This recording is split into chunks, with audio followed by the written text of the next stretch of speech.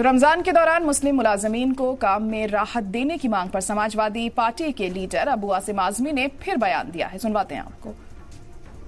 तो इस वक्त की बड़ी खबर आपको बता रहे हैं कि एक बार फिर से बयान यहां पर दिया गया है अबू आसिम आजमी के जरिए।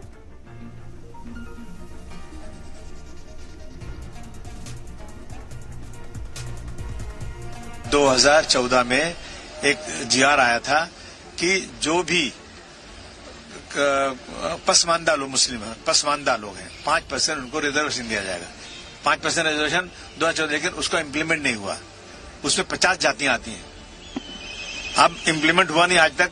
अब अभी वो जो जीआर आया तो उसे सरकार ने कैंसिल कर दिया, जबकि संविधान में है कि जिन लोगों को सरकारी नौकरियों में जिनकी तादाद कम है उनको उसके लिए सरकार को उनको रिजर्वेशन देना चाहिए। ये संविधान कह रहा है।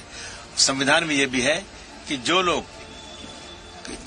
लोग पिछड़े हैं, पसमानदा हैं और उनके एजुकेशन में उनको भी वो देना चाहिए, रिजर्वेशन देना चाहिए। परंतु अब सरकार कहती है रिलीजियस के उस पर, जात धर्म पे नहीं, धर्म पे कोई मांग ही नहीं रहा है। ये तो पसमानदा जो जातियां थी जो सरकार ने जीआर निकाला था उनके लिए मांगा जा रहा है, लेकिन वो भी सरकार नहीं दे रही है। हमारी कोशिश जारी, हम कोर्ट का दरवाजा खटखटाएंगे।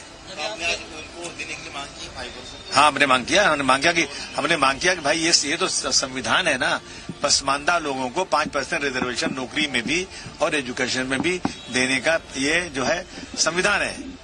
आप इसको कह रहे हैं धर्म के नाम पर नहीं मिलेगा। धर्म के नाम पर कोई मांग ही नहीं रहा है। मांग रहा उसी जीआर के उस पे जिसमें 50% जिसमें 50 जातियां मुसलमानों की हैं और पसमानदा जातियां हैं वो।